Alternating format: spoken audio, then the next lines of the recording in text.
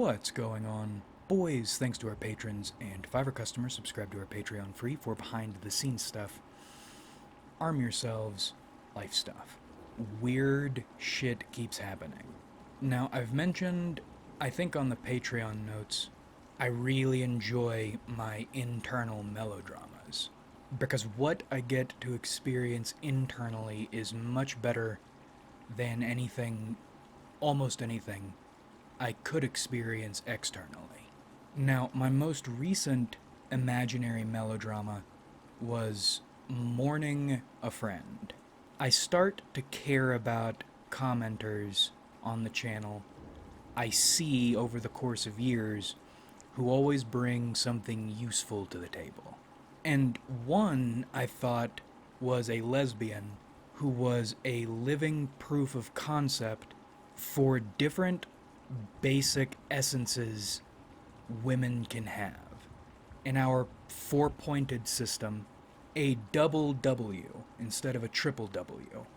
Woman-coded woman who is not imbued with this right-hand path shit most women seem to be smothered by. Or maybe smothered is the wrong word, because lots of people with this, lots of women with this spiritual constitution are very happy with their spiritual constitution, but I'm not, for selfish reasons and theoretical reasons. And my opinion is everyone's problem but mine. Anyway, this woman gave me ideas for leads to look into, and those leads ended up being useful. But she ended up not being a double W. She ended up actually being a quadruple W. Woman-coded woman, right-hand path, heterosexual. And that's not a problem because that ended up being useful in its own right, which we'll get into, realizing there is more to right-hand path shit, or it's more adaptable than I thought it was. Now, here's where the confusing melodrama kicked in. The person I thought this woman was, and the person she is, are completely different people. And it was almost like some Forerunner Ancilla Tulpa shit going on. And that's an interesting Halo thing, by the way. Did you know there are tulpas, actual tulpas in Halo? Halo lore is wacky. God, I love it. Anyway, this being I knew died, and I think on some level I didn't want to admit what that meant to me. So I tried looking at the person she is as if she were the person I thought she was, with this, or these two things changed, and it didn't work. And I was hurting a little inside, and I realized it's because I tried to brush off a death like it was nothing. Because it's just imaginary. It's your idea of someone. It's not really a person. You're ridiculous for thinking it was, and you're insane if you treat the death of this idea of a person with any emotional weight. The issue is your idea of someone does have emotional weight, and they are a person. In fact, outside practicality and necessity, that's one of the reasons I'm so hostile on this channel. I don't want people to have an especially positive view of me, so when that hologram dies, nobody feels hurt or betrayed. And on my side over here with this situation, I don't feel betrayed, but I did feel hurt, and I did myself and my idea of this tulpa a disservice. So I started trying properly to mourn that loss.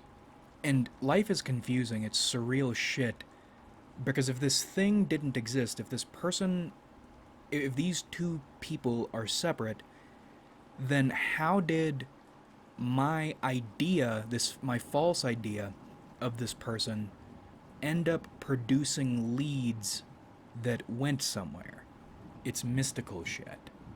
But in the midst of this mourning, the universe decided it was going to do a little trolling.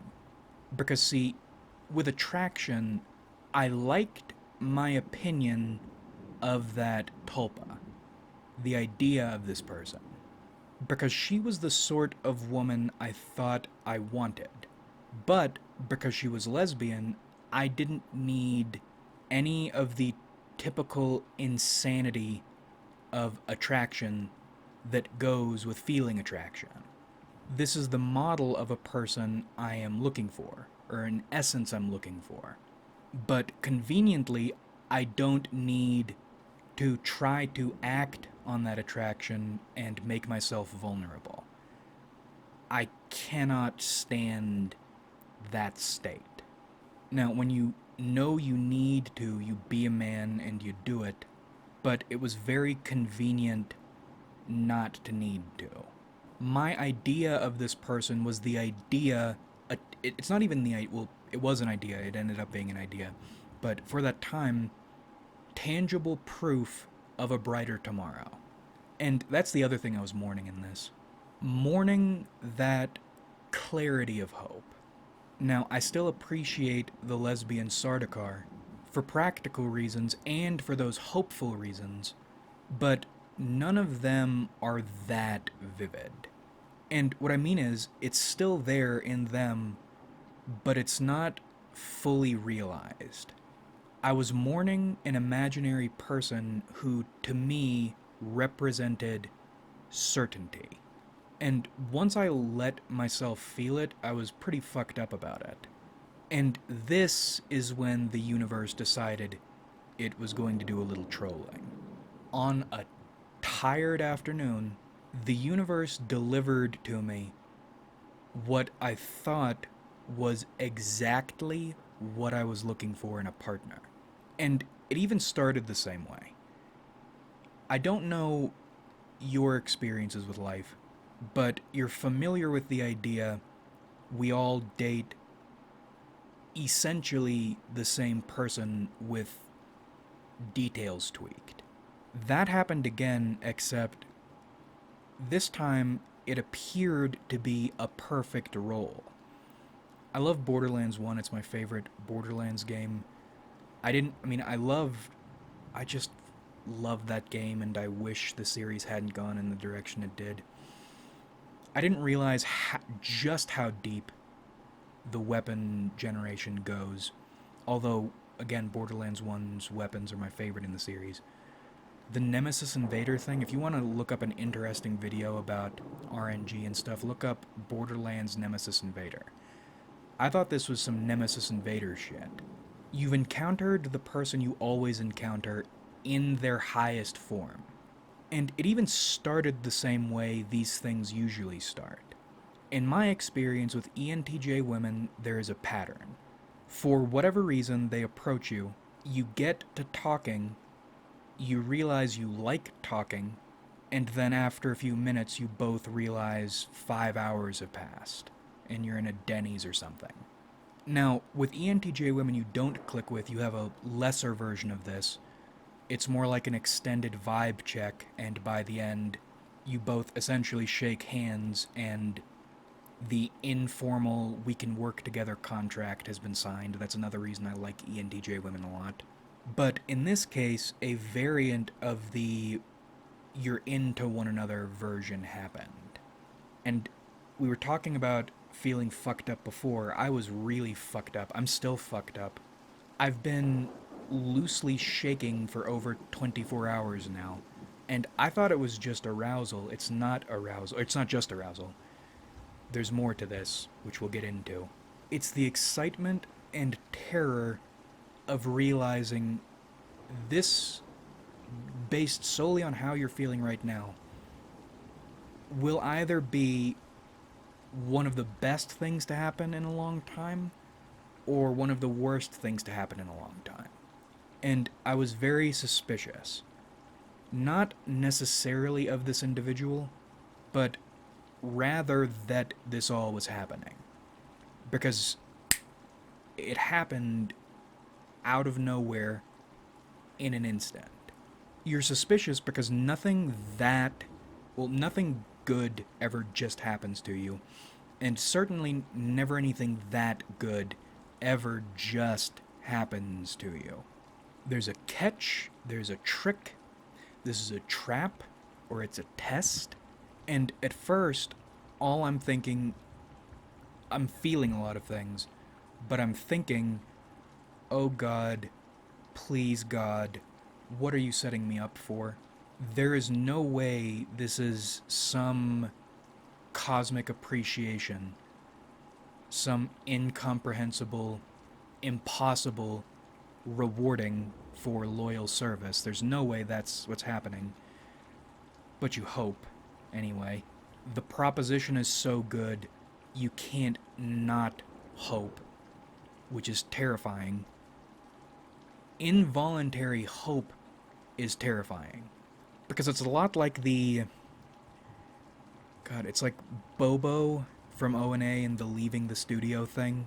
You've been directed clearly, repeatedly, not to hope. Or in Bobo's case, and you feel like Bobo in these situations, to leave the studio. How many times will you allow yourself to be talked back into hoping? Back into the studio?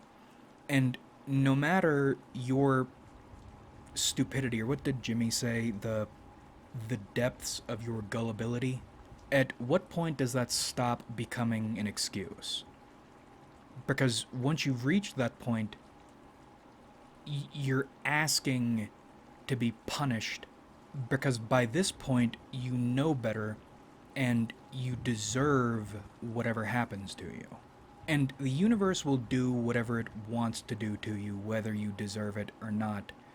But, and maybe this is just a matter of how it feels, but it seems like when you're asking for something because you've done things to deserve it, it's always brutal.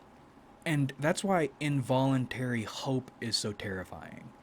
It's like if Bobo felt going back into the studio was involuntary. You know what's going to happen to you, but the temptation is so strong, you can't not check Pandora's box just to see. And maybe you take every precaution in the world because you know what you're doing is stupid, and you will deserve what will almost certainly happen to you. But you gotta check. And I did check, and I was somewhat right. Everything was not as it was appearing to me, and that actually, well, okay, two sides of this. Three, maybe.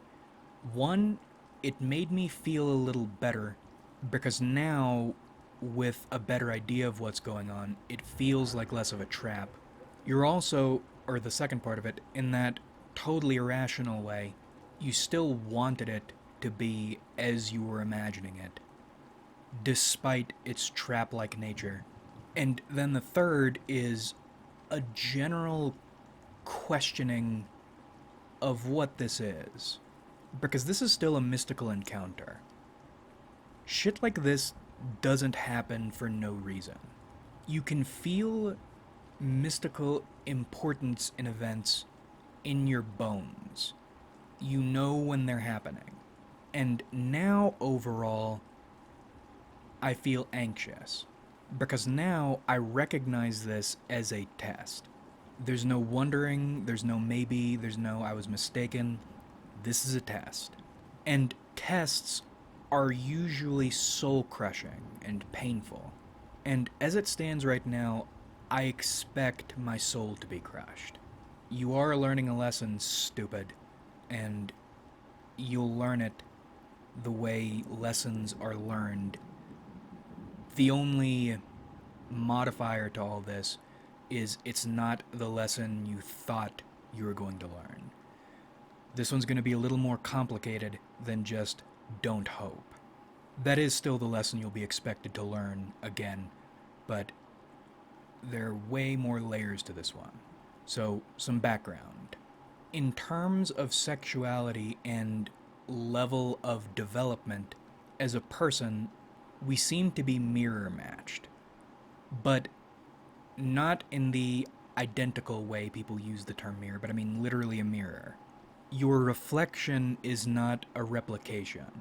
It feels like some shadow shit is going on. Because the impression I got from her initially was strong INTJ, maybe ENTJ vibes. But she tested, and it turns out, at least according to the test, she's an INFJ 1W2. At least according to the test. But my nose says something fucky is going on here. I don't have much experience with Enneagram 1s. So, from my point of view, or at least the way I'm interpreting this to the extent I understand typology, is either Enneagram 1 can make a high FE type like an INFJ very aggressive, or it can make a TE type overestimate FE in itself. I'm leaning toward the latter, but I don't know. And in this case, it does matter, but it's not the primary point of contention because I think that Enneagram 1 itself is the thing. She's very concerned with justice and morality. And she's Old Testament about it. Like the Be Not Afraid angels, the entire, I mean, it's revealing that phrase, be not afraid. They need to tell you that because you are afraid. And she is scary in the INTJ sort of way. Feeling like saying the wrong thing will piss her off and set her on you. And normally that's more annoying, more ankle bitey. It's difficult when you like this person and want them to approve of you. And it's difficult because I've largely stopped believing in justice and morality. Most of the time, justice and morality are control measures. They're subjective, culture to culture, person to person, and powerful groups or people in power use justice and morality to keep control over the people they're trying to control. Because you'll notice, most of the things that are just and moral are things that would threaten their power. And then on the peasant side, peasant morality, or as a commenter said a while back, slave morality, these ideas of goodness and fairness and justice exist in the lower classes' minds, so they'll stop themselves from doing anything that might threaten powers. Because you'll notice nobody with power ever, in my experience, uses power justly, according to whatever system of morals they're supposed to be following, or justice they're supposed to be following. It's law is an excuse for powerful people to hurt you and then somehow manage to make it out like you're the one who was doing wrong.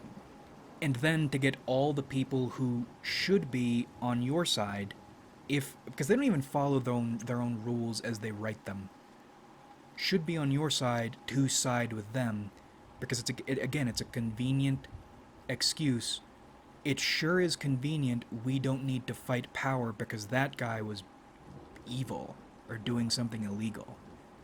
So we're just going to side with authority and not question or worry about anything.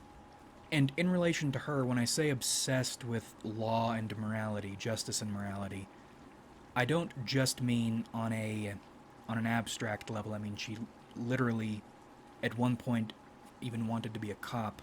You know, I'm sure based solely on that, what sort of person she is. At least in terms of vibes and energy. And then on top of that, the case in point about the laws and justice and morality, if she is a proper social justice warrior, then why is she opposed to SJWs? Right? And the reason I ask that is it makes my point about the subjectivity of morality and law.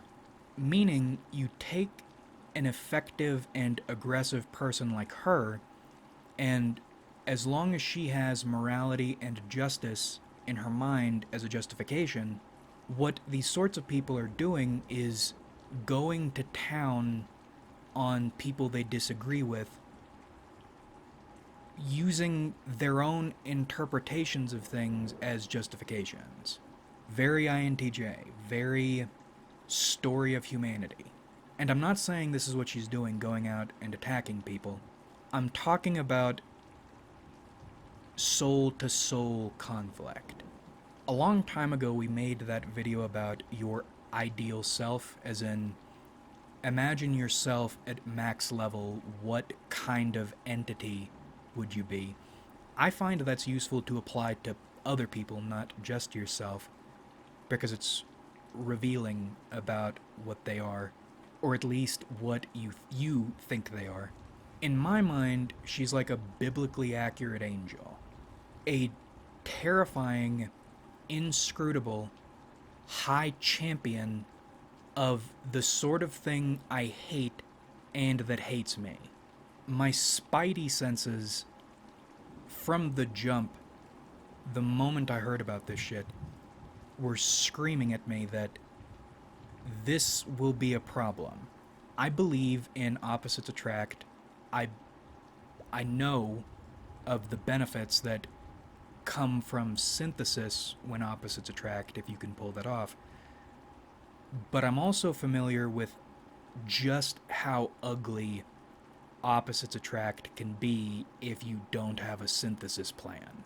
Some people sometimes can wing it and succeed and synthesize by accident. More often they can't. And I can just see it happening.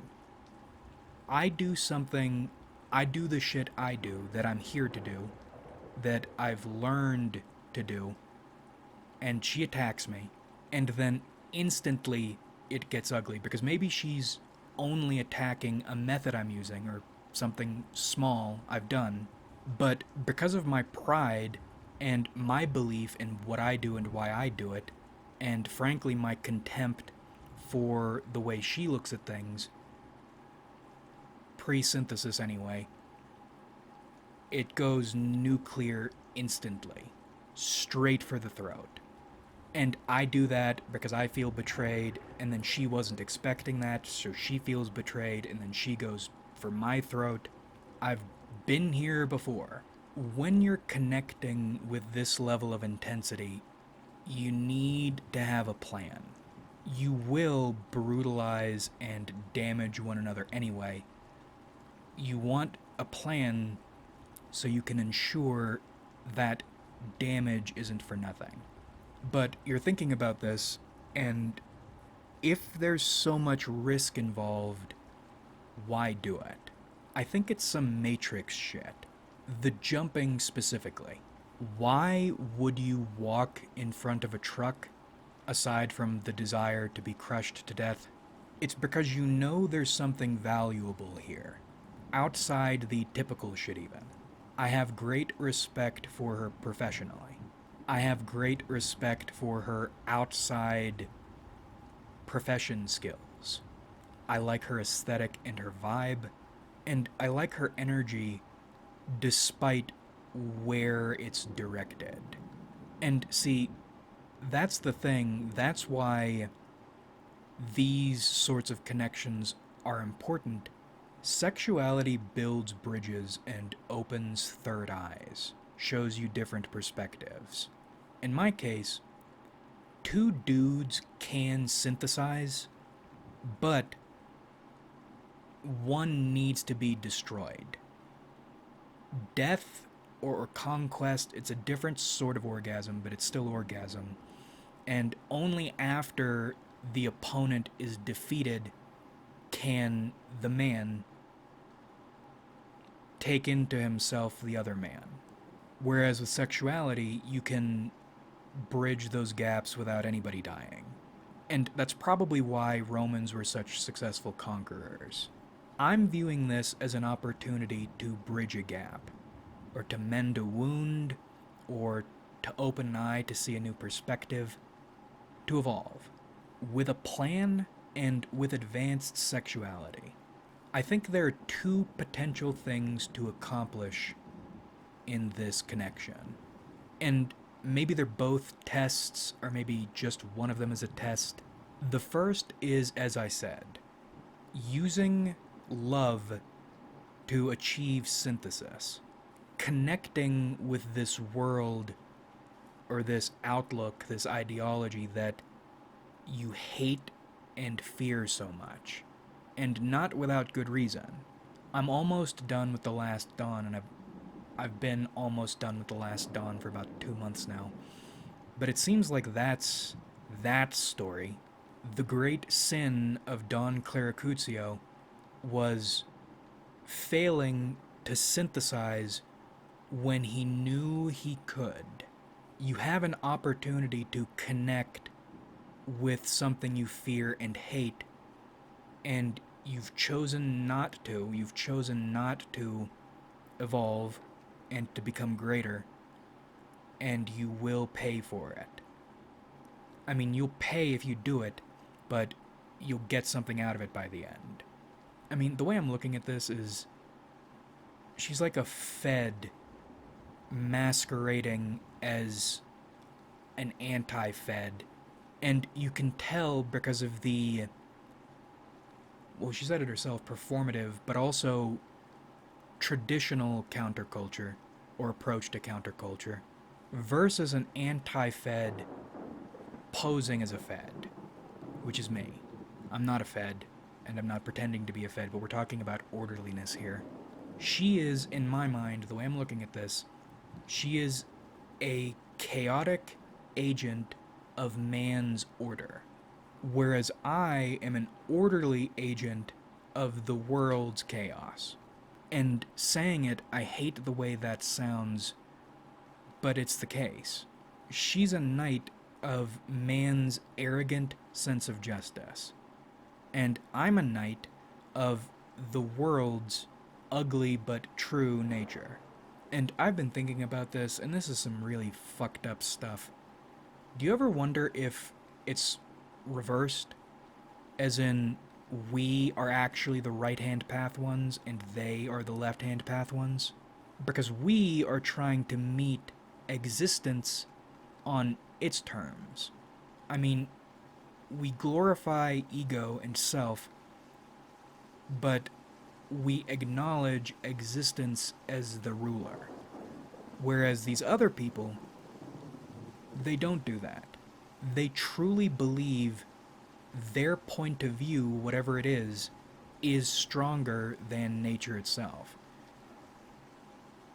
And Jesus, man, in the Patreon notes, the free Patreon notes for free members, join up, the other day, I realized maybe the Demiurge is our guy. Maybe the Demiurge is Lorcan. We love ego so much. The void isn't ego, the void is dissolution.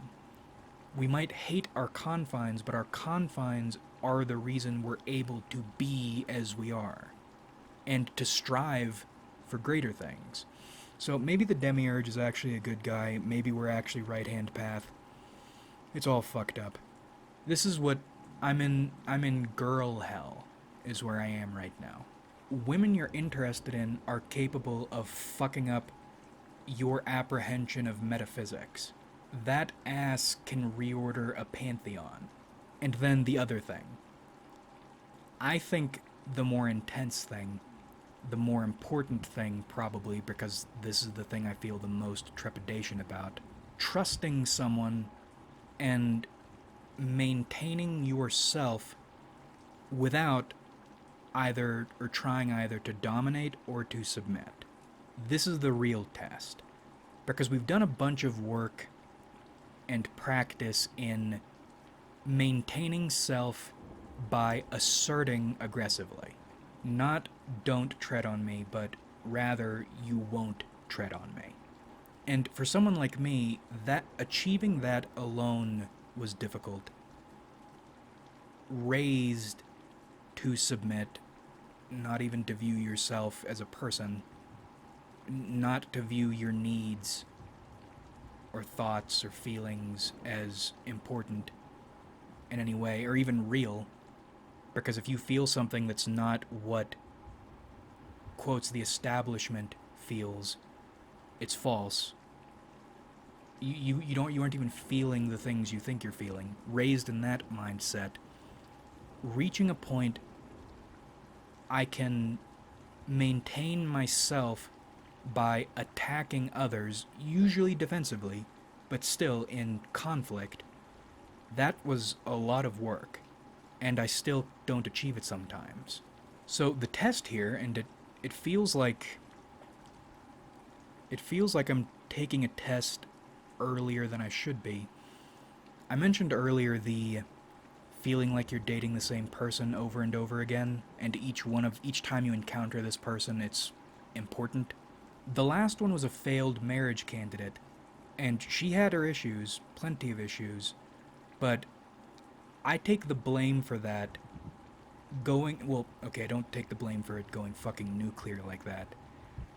But the failure, I'll take responsibility for because I wasn't mature enough. I mean, literally and developmentally, I was not mature enough. My option, or my decision, was to recognize that and admit defeat and walk away.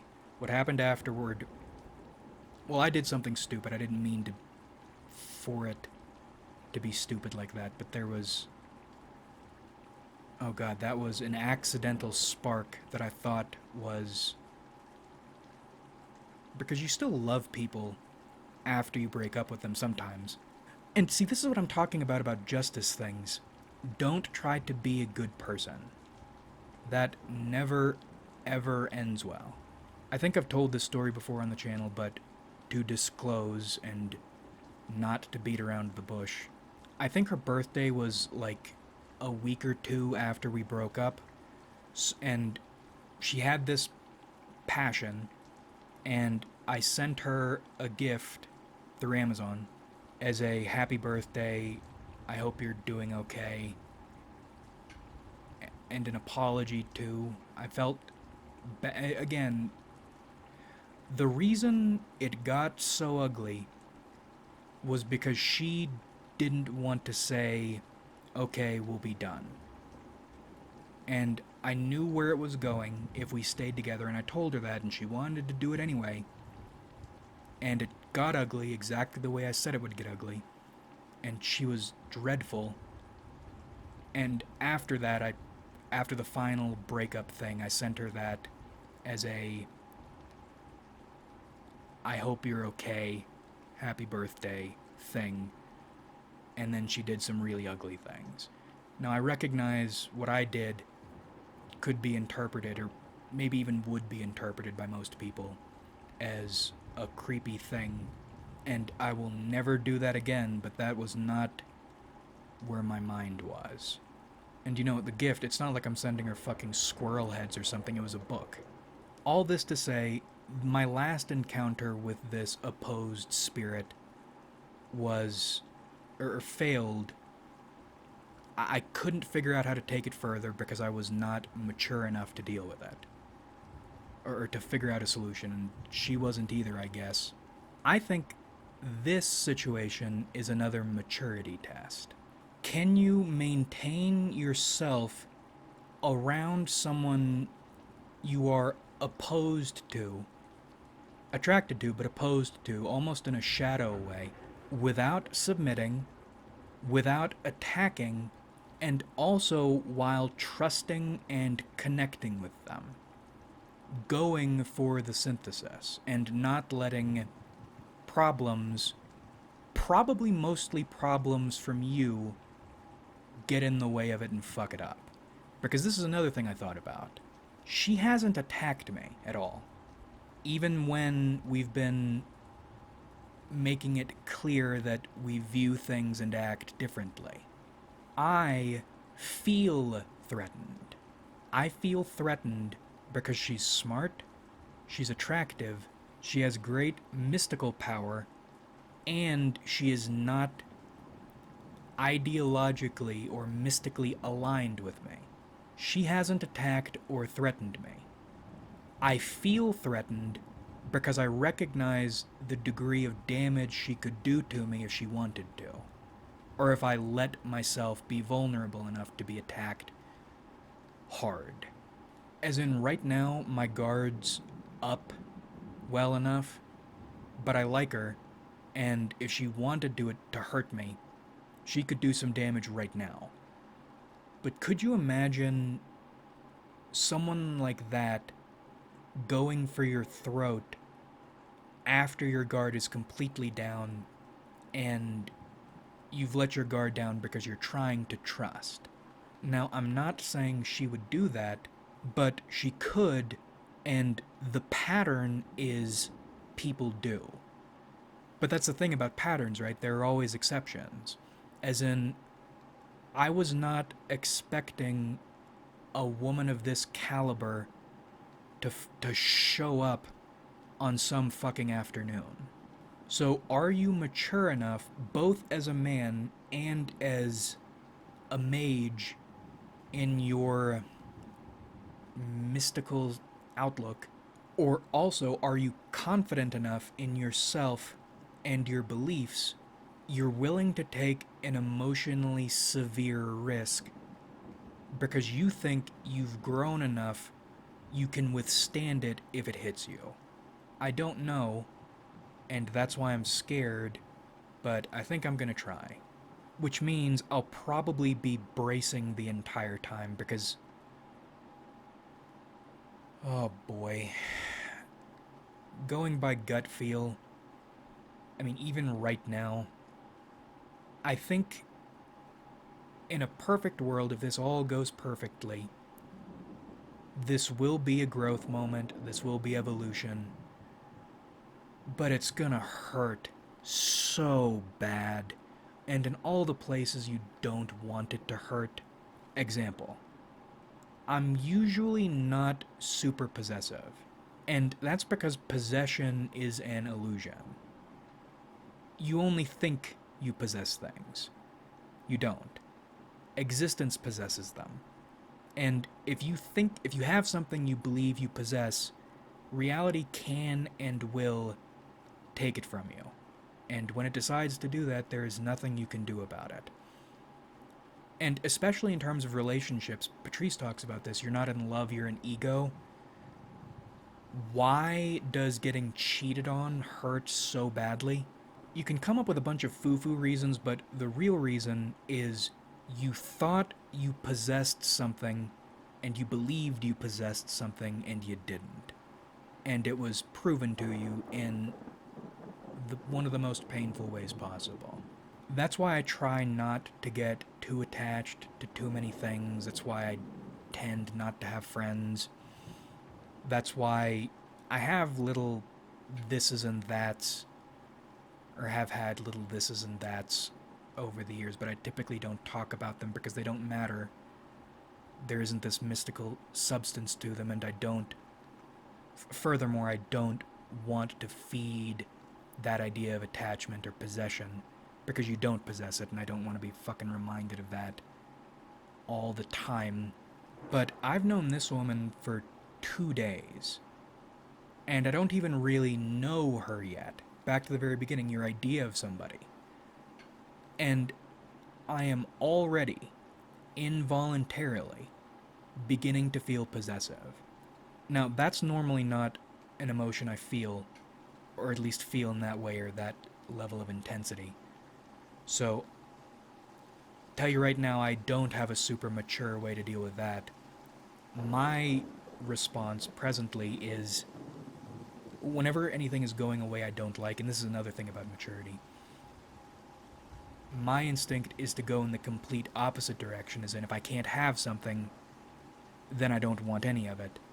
And actually, this isn't rocket science shit. If you've been watching the video, you can already tell I am trying to create mental and emotional distance between me and this woman I want, because on some level I know possession is not in the picture.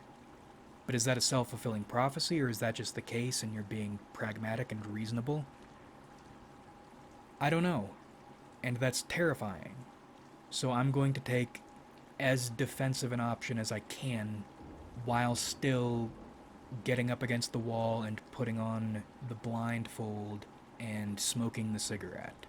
I'm so afraid of putting my emotional health in the hands of another person. And you should be afraid of that.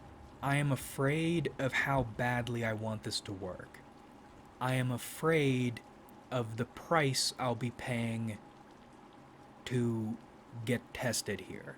And see, that's another thing about these major life tests. You usually fail them. The way reality performs its test is all fucked up. It's like you get the grade at the very... You take the test at the very beginning of the class and you get the grade, and then you spend the rest of the semester trying to bring that grade up. It's not like you build up to it and then take it, you run this race and you're so proud and happy and you cross the finish line. You fought... In the way reality works, you're thrown into a race, you stumble 2 feet and fall on your face, and you suffer the consequences of that, and then you spend the rest of your time just trying to finish, and maybe picking up some skills along the way. It's not pretty. It hurts. And because of how much I like this woman, it's gonna hurt a lot, I think. Oh, and that's another thing. People talk like, how do you know you really like someone in only 2 days? I didn't realize people don't have relationships like these. I've had a lot of, well, not a lot of them, a good number. My best relationships always start off this way.